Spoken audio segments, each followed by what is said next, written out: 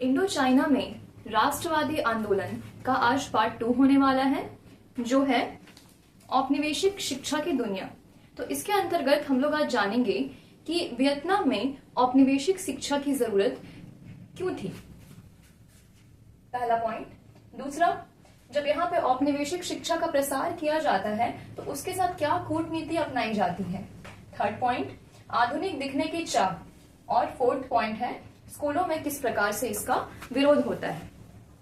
तो सबसे पहला बात आता है कि वियतनाम में औपनिवेशिक शिक्षा की जरूरत क्यों मानी जाती है। तो सबसे पहला बात तो ये है कि जब यूरोप में, जो हमने चैप्टर 1 में पढ़ा है, राष्ट्रवादी आंदोलन हुआ और यूरोप के कुछ क्षेत्र जब स्वतंत्र हुए और एक शक्ति के रूप में उभर कर आए, तो उनका मानना था कि हमारी जो संस्कृति है, हमारी जो सभ्यता है, वो सबसे ज्यादा विकसित है और जो दूसरे महाद्वीप के लोग हैं वो अविकसित हैं, तो उन्हें सभ्य बनाना बहुत जरूरी है। तो लिखते हैं हम लोग,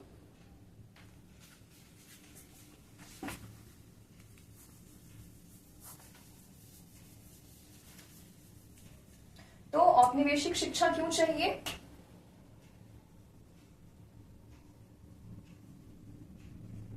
यूरोपीय मान्यता क्या थी।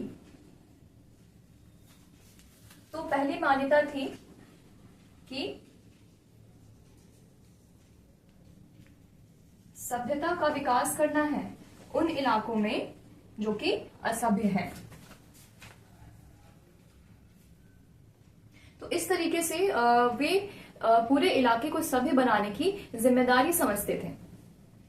और दूसरा उनका क्या मान्यता था कि जो भी दूसरे महाद्वीप है, वहां की जो परंपराएं हैं, धर्म है, विचार है, उन सबको परिवर्तित कर दिया जाए, उन सबको नष्ट कर दिया जाए। उनका मानना था कि ये सब क्या है, पिछड़ेपन की निशानी है और इन्हें नष्ट करके ही जो विकास का मार्ग है उसको आगे बढ़ाया जा सकता है।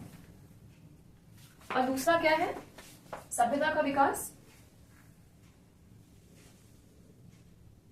तो यहां पे इसको हम लोग फर्स्ट पॉइंट,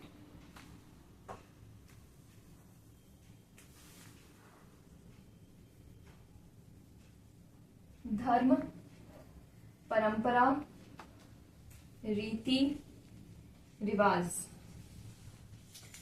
इन सबको क्या माना गया था, पिछड़ेपन की निशानी।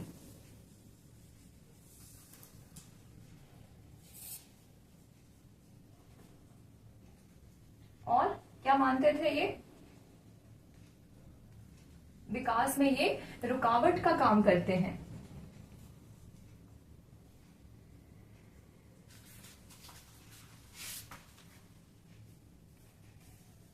तो इसलिए इन्होंने क्या किया, अपनी जो विकास प्रणाली है, जो जिन चीजों को ये विकास का नाम देते थे, उन चीजों को ये वियतनाम में थोपने का प्रयास करते हैं।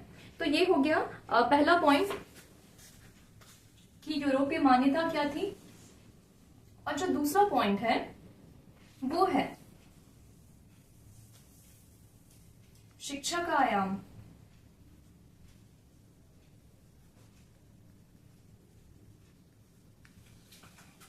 अब दूसरा बात यह है कि ये जो फ्रांसीसियों का जब आक्रमण हुआ वियतनाम में, तो इनका मानना था कि इन्हें ज्यादा शिक्षा नहीं देनी है। कितनी शिक्षा दी जाए, इतनी ही शिक्षा इन्हें मिलनी चाहिए जिस तरीके के ये शिक्षित कामगार बन सके, शिक्षित गुलाम बन सके। इतना ज्यादा ज्ञान दे दिया जाए, तो इससे ज्यादा अगर ज्ञान मिल जाएगा तो ये बुद्धिजीवी हो जाएंगे, जिससे क्या होगा, हमारे ही खिलाफ हो जाएंगे। इसलिए इन्हें क्या चाहिए था, इन्हें शिक्षित गुलाम चाहिए था, बुद्धिजीवी क्रांतिकारी की इन्हें कोई भी नीड नहीं थी। तो लिखते हैं, क्या चाहिए था इन्हें, शिक्षित गुलाम या फिर शिक्षित कामगार।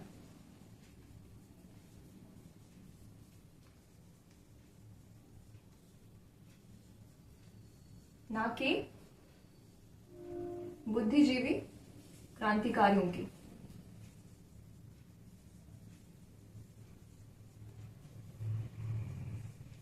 तो अगर इसे हम लोग भारत से जोड़कर देखें तो भारत में भी कुछ ऐसा ही होता है। भारत में जब ब्रिटिशों का आक्रमण होता है तो यहाँ की शिक्षा पद्धति में भी बहुत सारे चेंजेस कर दिए जाते हैं। तो आप इनके पीछे इनकी मंशा समझ सकते हैं कि इस तरीके का दिमाग को डेवलप करना है जो एक तरीके की गुलामी करे, ना कि अपना खुद का शासन, अपना खुद का दिमाग लगाए।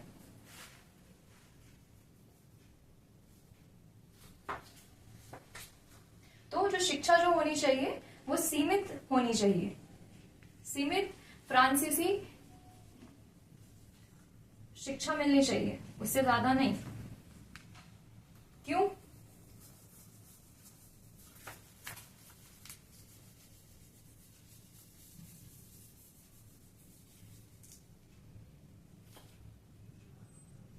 अगर इनको प्रॉपर शिक्षा मिल जाए, अधिक शिक्षा मिल जाए, तो क्या होगा? औपनिवेशिक शासन के खिलाफ हो जाएंगे ये। इन्हें जो भी स्कैम होगा उसका पता चल जाएगा।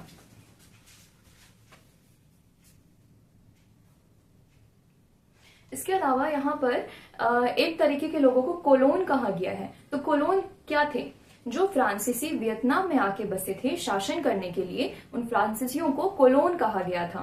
तो कोलोन का मानना था कि अगर वियतनामियों को ज्यादा शिक्षा मिल जाए तो ये बड़े बड़े पद पर चले जाएंगे, जिससे क्या होगा, हमारा जो वर्चस्व है, हमारा जो शासन है वो संकट में आ जाएगा। इसलिए ये लोग इस चीज के ज्यादा पक्ष में थे कि फ्रांसीसियों को, सॉरी, वियतनामियों को जो शिक्षा है वो केवल सीमित स्तर पर मिलनी चाहिए। कोलोन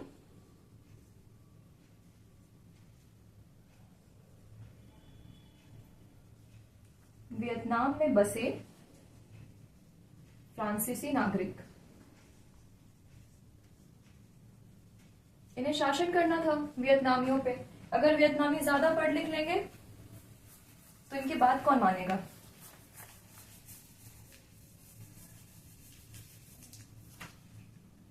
तो कोलोन का क्या मानना था कि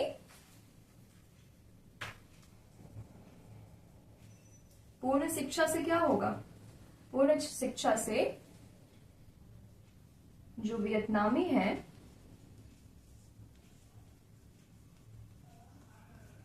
ऊंचे पद पर प्रतिष्ठित हो जाएंगे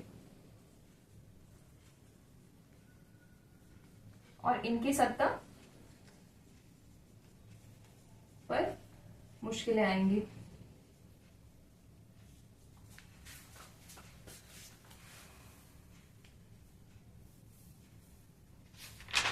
इसलिए ये पूर्ण शिक्षा का विरोध करते थे।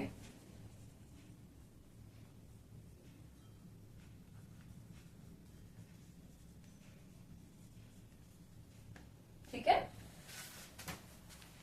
तो आगे हम लोग सेकंड पॉइंट पे चलते हैं, शिक्षा और कूटनीति। तो जिस प्रकार से इनको शिक्षा दी जा रही थी उसके पीछे इनकी क्या मंशा थी जो फ्रांसीसी थे, और उसके साथ ही साथ अंदर ही अंदर क्या स्कैम चल रहा था वियतनामियों के साथ, इसके बारे सेकंड पॉइंट में बताया गया है।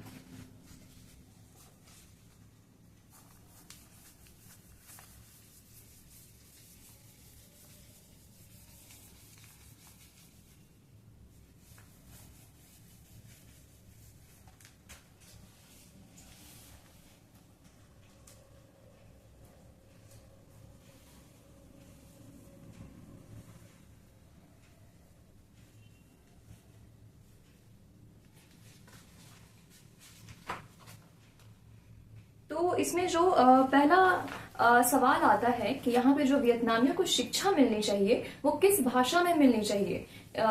चीनी भाषा में मिलनी चाहिए, वियतनामियों की अपनी भाषा में मिलनी चाहिए, या फिर फ्रांसीसी भाषाओं में मिलनी चाहिए? तो यहाँ पे एक प्रॉब्लम ये था कि यहाँ की जो आम जनता थी, आम जनता के अलावा जो अभिजात्य वर्ग थे, जो बड़े और धनी तबके के वर्ग थे, वो चीनी भाषा का प्रयोग करते थे। तो इन सबकी मेंटालिटी को चेंज करना बहुत जरूरी था। पहला आता है, पहली परेशानी कि शिक्षा की भाषा क्या होगी। तो जो भी अभिजात्य वर्ग हैं ये चीनी लैंग्वेज का प्रयोग करते हैं।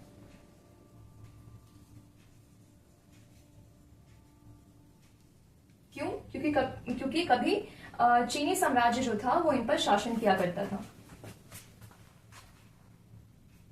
और इसके अलावा ये जो धनी तबके के लोग हैं, ये चाइनीज संस्कृति जो है उससे भी प्रभावित थे और उसे एक तरीके का उन्नत संस्कृति भी मानते थे।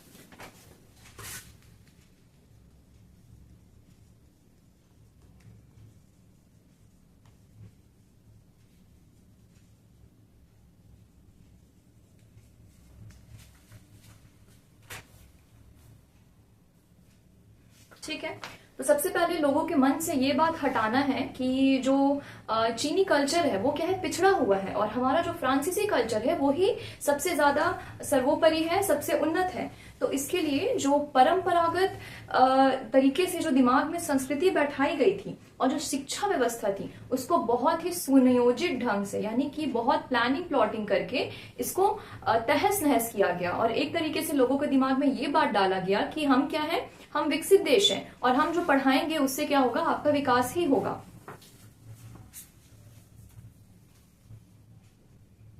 तो जो परंपरागत शिक्षा है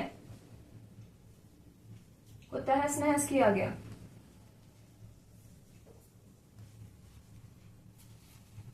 इसके अलावा क्या हुआ, फ्रांसीसी स्कूल खोला गया।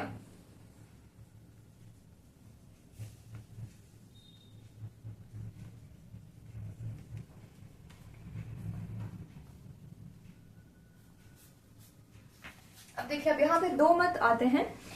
पहला जो लोगों का कहना था कि पहले टाइप के जो लोग थे उनका मानना था कि फ्रांसीसी भाषा में ही शिक्षा लोगों को प्रदान की जानी चाहिए। तो ऑब्वियसली फ्रांसीसी लोग में ही दो मत हो गए थे।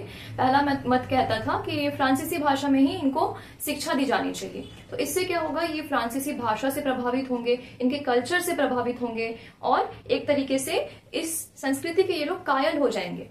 तो अगर इसको हम लोग अपने इंडिया से रिलेट करते हैं तो इंडिया में आज भी जो इंग्लिश बोली जाती है, तो जो इंग्लिश कहते हैं, इंग्लिश भाषा का प्रयोग करते हैं, उनको आज भी एजुकेटेड कहा जाता है। तो इस तरीके का हमारे दिमाग में इस चीज को इंसर्ट किया गया है कि इंग्लिश बोलना या फिर वेस्टर्नाइज कपड़े पहनना जो है वो मॉडर्न होने की निशानी है। इस तरीके से यहाँ पे फ्रांसीसी भाषा को लेकर भी फ्रांसीसियों के मन में यही विचार है। अब यहाँ पे जो पहला मत है क्या कहता था, जो शिक्षा है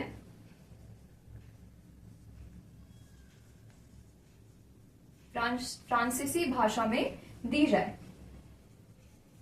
ठीक, इससे क्या होगा, बचपन से ही जो बच्चे हैं ये फ्रांसीसी संस्कृति से प्रभावित हो जाएंगे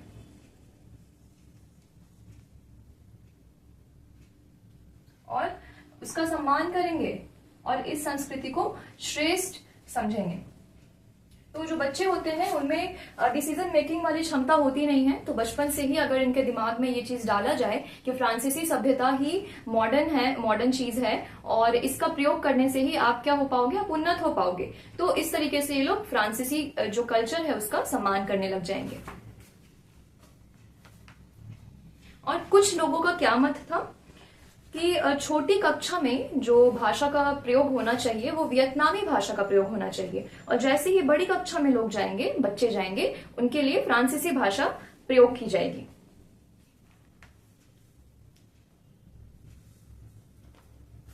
ठीक है, स्टेट बोर्ड में ऐसे ही होता है कि 10 तक जो हमारी जो यहाँ की भाषा है, भारत की हिंदी भाषा, और भी जो मेजर हिंदी भाषा है उसमें शिक्षा प्रदान की जाती है, एंड आफ्टर 10th इंग्लिश में शिक्षा अधिकतर प्रदान की जाती है।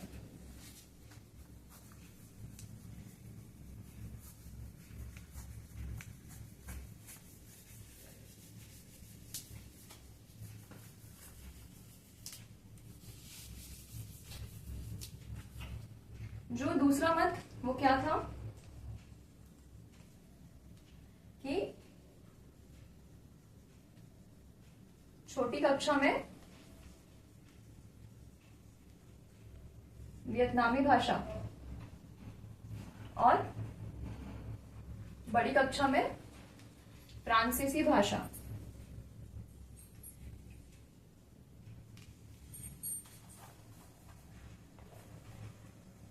अब यहाँ पे सेकंड पॉइंट आता है कि यहाँ पर क्या कूटनीति अपनाई गई थी।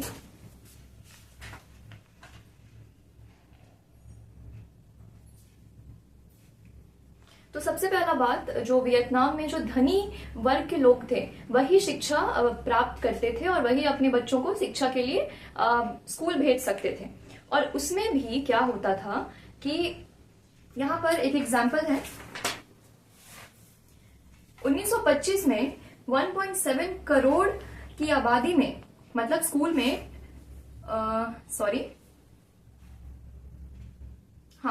कि 1925 में जो टोटल 1.7 करोड़ की आबादी थी उसमें केवल जो 400 बच्चे थे वही इस शिक्षा को कंप्लीट कर पाते थे। तो होता क्या था, होता ये था कि जो बड़े बड़े पद हैं, जैसे कि प्रिंसिपल का पद कह लिया जाए, तो उसमें जो होंगे उसमें किसका वर्चस्व होगा, कोलोन का वर्चस्व होगा, जो कि फ्रांसीसी लोग हैं। तो होता क्या था कि बच्चे आते थे पढ़ने के लिए और फाइनल एग्जाम में आधा से अधिक बच्चों को फेल कर दिया जाता था ताकि वो योग्यता वाली नौकरी प्राप्त ही नहीं कर पाए, और जो बचे कुचे हैं उनमें से ही कुछ लोगों को बड़े पद पर आसीन किया जाएगा, जिससे जो कोलोन है उनकी अपनी सत्ता भी बनी रहेगी, और जो मध्यम वर्ग के हैं जो कि शिक्षा प्राप्त कर रहे हैं उन्हें कम से कम लिखने पढ़ने आ जाएगा और उन्हें एज अ गुलाम ट्रीट भी किया जा सकता है।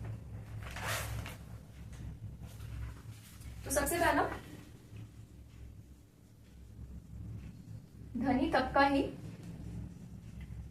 शिक्षा अफोर्ड कर सकता था। उसके अलावा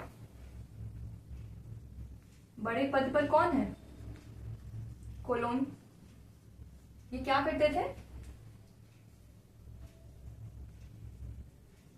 आधे से अधिक विद्यार्थियों को फेल कर देते थे फाइनल टर्म में, जिससे बड़े पद पर केवल जो फ्रांसीसी है वर्चस्व उन्हीं का स्टैब्लिश हो पाए।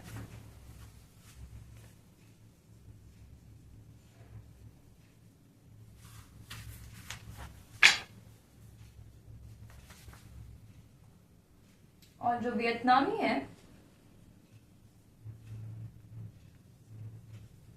ऊंचे पद ना मिले, ऊंचे और योग्य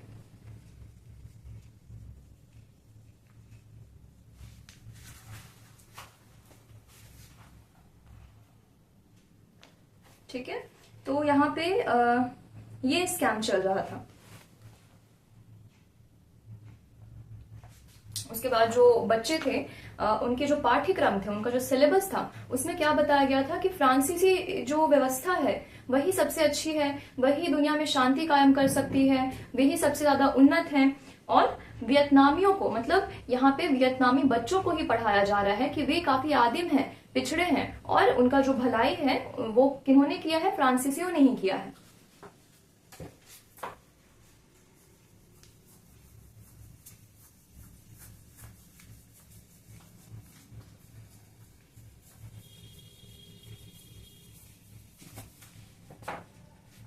जो पाठ्यक्रम है वो इस तरीके से सेट किए गए फ्रांसीसियों के थ्रू कि उसमें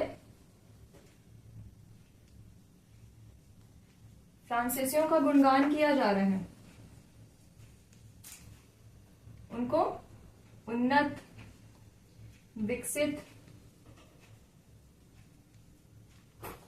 और ऐसा कहा जा रहा है कि वही शांति स्थापना कर सकते हैं, या उन पर ही शांति स्थापना का उत्तरदायित्व है। ठीक है। और इसके कॉन्ट्रास्ट में जो वियतनामी हैं उनको आदिम, पिछड़ा बताया गया है। क्या कहा गया है कि जो वियतनामीज हैं वो सिर्फ शारीरिक श्रम तो कर सकते हैं, लेबर करवा लो उनसे, वो कर पाएंगे, लेकिन जो बौद्धिक काम है वो ये नहीं कर सकते। ठीक है। तो अब क्या होता है, हम लोग अगले पॉइंट पे चलते हैं, आधुनिक दिखने की चाह।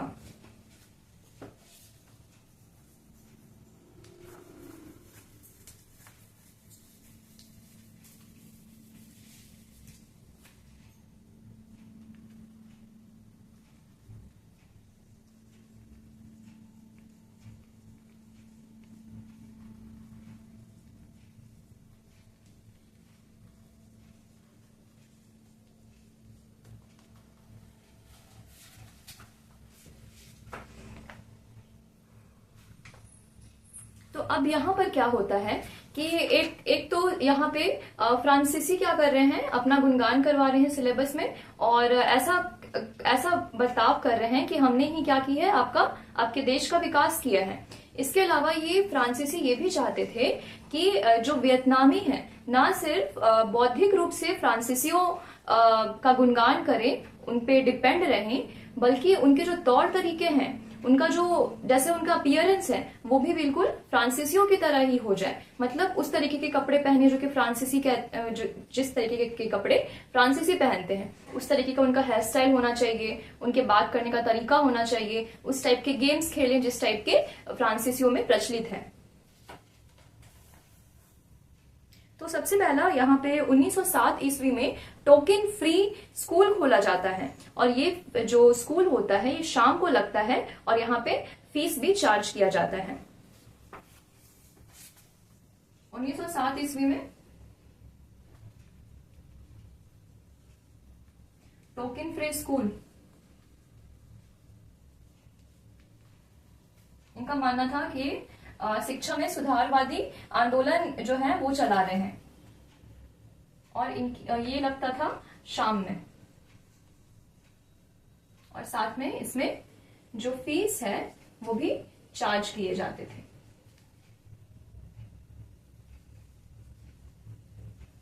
यहां पर क्या शिक्षा मिलती थी? विज्ञान की शिक्षा, किस तरीके से आपको क्लीनलीनेस को फॉलो करना है, स्वच्छता आपको रखनी है, और फ्रांसीसी भाषा, इसकी भी शिक्षा दी जाती थी शिक्षा के रूप में। विज्ञान, स्वच्छता और फ्रांसीसी भाषा।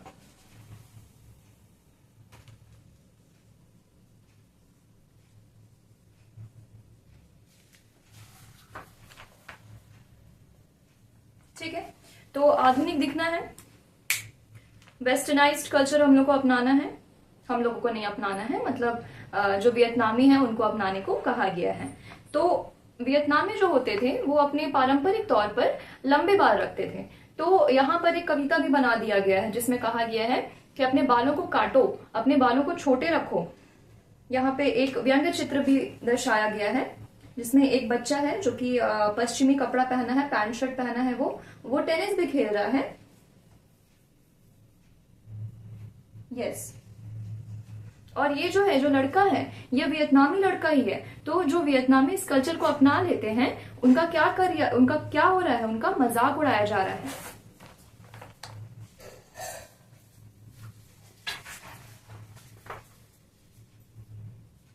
अब क्या है, आधुनिक अपीयरेंस होना चाहिए, आधुनिक दिखना है। इसके लिए क्या किया जाएगा? पश्चिमी पोशाक, बाल काटने हैं, बाल छोटे रखने हैं,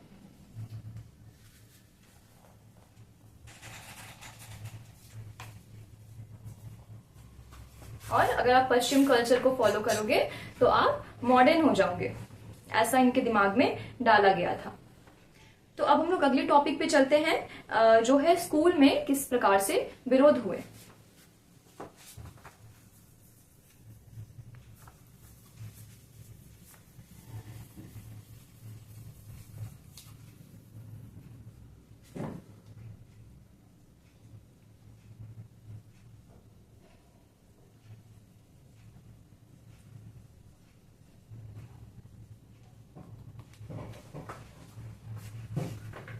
ठीक है, तो ऐसा नहीं था कि वियतनाम के लोग जो थे उनके पास बुद्धि नहीं थी। तो जब ये पाठ्यक्रम स्टार्ट किया गया था तो लोग जो थे इसका आंख मूंद करके पालन नहीं कर रहे थे, कुछ लोग इसका विरोध भी करते थे। तो विरोध के यहाँ पर तरीके हैं। पहला तरीका क्या है? वियतनामी शिक्षकों द्वारा।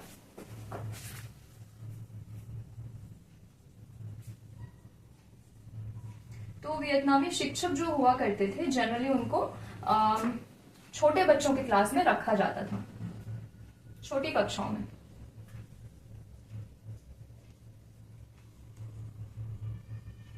तो जिस प्रकार से इनके पाठ्यक्रम में लिखा गया था कि फ्रांसीसी कल्चर जो है वो सबसे ज्यादा विकसित है, वियतनामी जो है पिछड़े हुए हैं, तो इन चीजों को वियतनामी शिक्षक जो थे वो फेर बदल कर पढ़ाते थे। और इसके अलावा पाठ्यक्रम में जो भी चीजें लिखी होती थी उस पर ये लोग मीन मैक निकालते थे कि ये चीजें सही नहीं है, ये चीजें सही है। तो बच्चों के दिमाग में क्या है, बीज जो है ये इस चीज का डाल रहे हैं कि वियतनामी जो है पिछड़े हुए नहीं है। ठीक है, लिख लेते हैं इसको।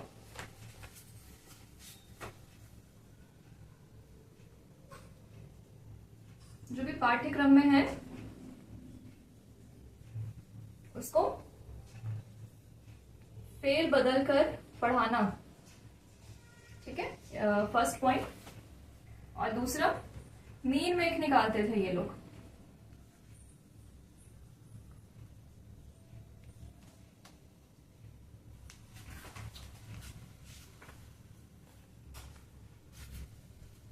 ठीक है, ये फर्स्ट पॉइंट है। और सेकंड पॉइंट हम लोग यहां पर एक केस स्टडी करेंगे। ये जो है स्कूलों में विरोध का स्वर, इसका जो सेकंड पैरा है उसमें आप लोग देख सकते हैं। तो यहाँ पर क्या है, 1926 में साइगोन नेटिव गर्ल्स स्कूल, इस स्कूल में क्या होता है कि एक बच्ची रहती है, वियतनामी बच्ची, वो जो सामने वाला बेंच है उसमें बैठी रहती है। तभी क्या होता है कि वहां पर एक फ्रांसीसी लड़की आती है पढ़ने को। तो वहां के जो शिक्षक होते हैं वो वियतनामी लड़की को कहते हैं कि तुम पीछे चल जाओ, तो वो जाने से इनकार कर देती है। तो इस कारण क्या होता है, जब प्रिंसिपल को ये बात पता चलता है, जो कि खुद एक फ्रांसीसी था, वो इस बच्ची को स्कूल से निकलवा देता है। जिस कारण से यहाँ के जो भी विद्यार्थी हैं वो प्रिंसिपल का विरोध करते हैं कि आपने ऐसा क्यों कहा। तो जितने बच्चे विद्रोह करते हैं उससे भी ये प्रिंसिपल स्कूल से निकाल देता है। तो धीरे धीरे क्या होता है, धीरे धीरे नहीं, ये जल्दी ही जो भी विरोध हुआ था ये विवाद फैल जाता है और जनता जो होती है वो भड़क जाती है। जिसलिए क्या करता है, जो सरकार रहते हैं वो इस प्रिंसिपल पर दबाव डालता है कि ये जो वियतनामी लड़की है इसे वापस से अपने स्कूल में एडमिशन दे दो। तो एडमिशन तो दे दिया जाता है, लेकिन ये जो प्रिंसिपल है ये कहता है कि मैं तुम वियतनामियों को कुचल दूंगा। मतलब एक तरीके की इसमें क्या है, विरोध की भावना आ गई है। ठीक है, तो आप लोग चाहो तो ये केस स्टडी को अपने नोट्स में ऐड कर सकते हैं।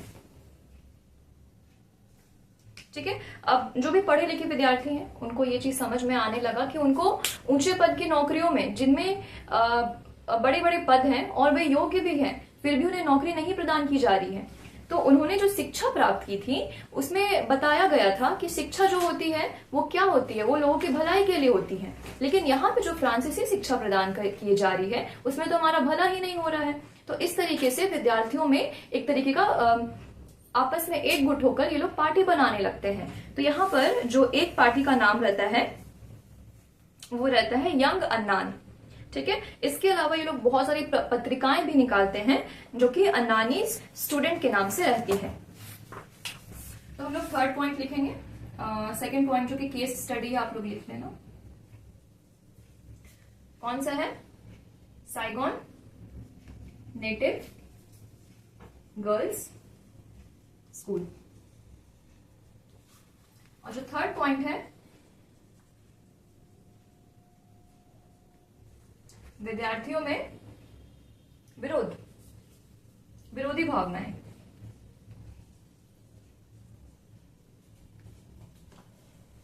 ठीक है, तो विद्यार्थियों को क्या समझ आ रहा है कि जो भी सफेद पोश नौकरियां हैं, यानी कि ऊंचे पद वाली नौकरियां, पर उन्हें पहुंचने नहीं दिया जा रहा है।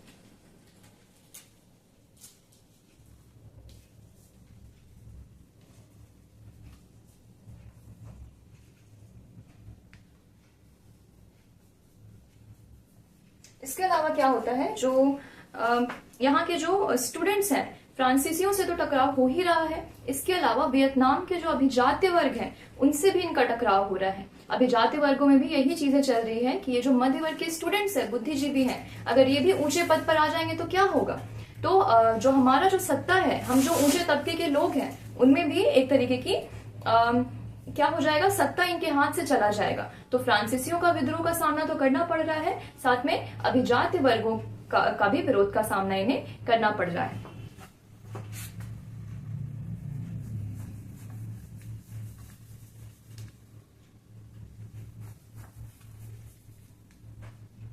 तो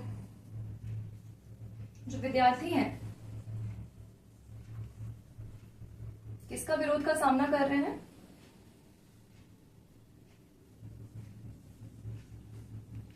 फ्रांसीसी और अभिजात्य बड़े वर्ग। क्यों विरोध कर रहे हैं?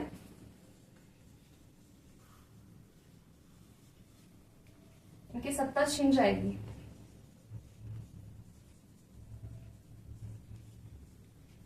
जब ये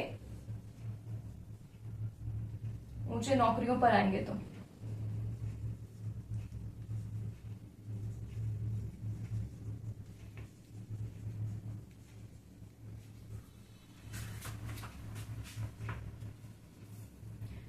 स्टूडेंट्स ने कौन कौन सी पार्टी बनाई थी?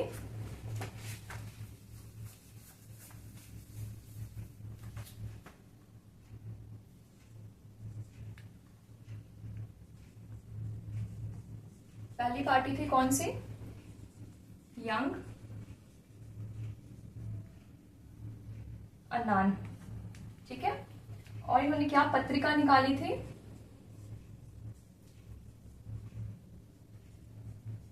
अन्नानीस स्टूडेंट।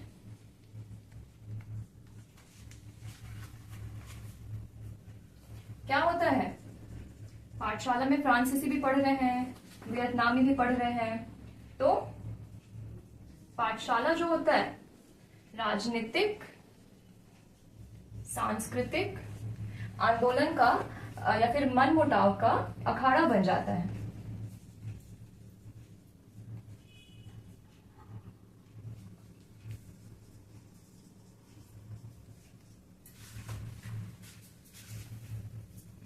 वियतनामियों को क्या लग रहा था कि फ्रांसीसी जो हम पर कब्जा कर रहे हैं, हमारे इलाके हथिया रहे हैं, हमारा जो सिलेबस है उसको बदल रहे हैं, तो एक प्रकार से राजा प्रजा की भावना का विकास हो रहा है, जहां पर फ्रांसीसी जो है वो एक राजा की भूमिका निभाएंगे और हम जो है हम एक प्रजा की भूमिका निभाएंगे।